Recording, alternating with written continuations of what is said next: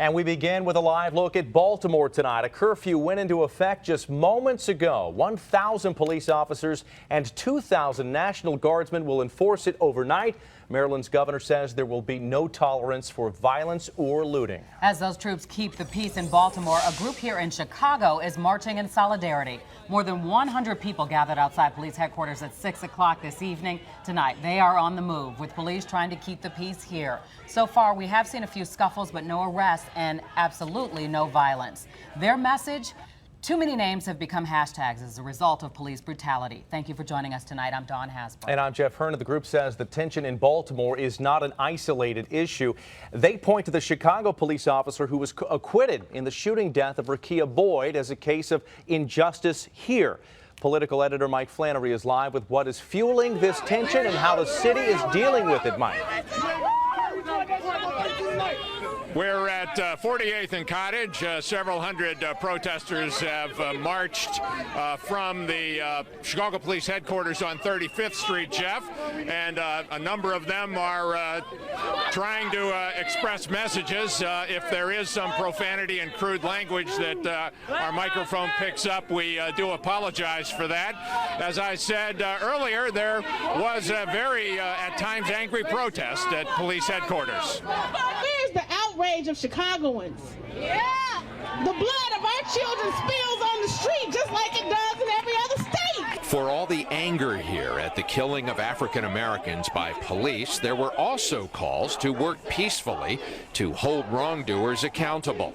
Dorothy Holmes' 25-year-old son was shot and killed last year in an encounter with Chicago officers. It's just not going on in Baltimore. It's going on here too, but we just not rioting, tearing up our city where we have to live at. Speaker after speaker complained that African Americans in Chicago face the same social ills found in Baltimore.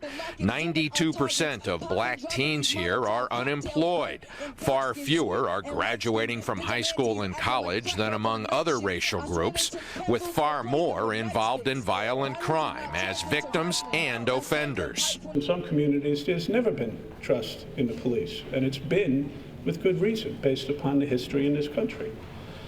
So the police make mistakes. We make mistakes frequently. That's the human condition. I believe that in a disenfranchised community, and we have lots of them here in Chicago, anything can happen. Earlier, the mayor was asked why Chicago hasn't moved more aggressively to weed out officers with long troubled histories, including complaints against them of abuse and the using of racial epithets. The answer to how do you identify these people before something happens, that's how you make sure you're constantly scrutinizing and making sure that people are getting the training support to be the best they can be. One veteran Southside alderman said he wants more police officers hired from his community. We don't have enough black police officers patrolling the communities. The demonstration continues. The protesters continue to march south here on Cottage, several hundred of them at this point. These folks want to express a message as well. We have let the protest move behind us, in part because of the language that was being used. But at this point, it appears that they're going to end up in Hyde Park.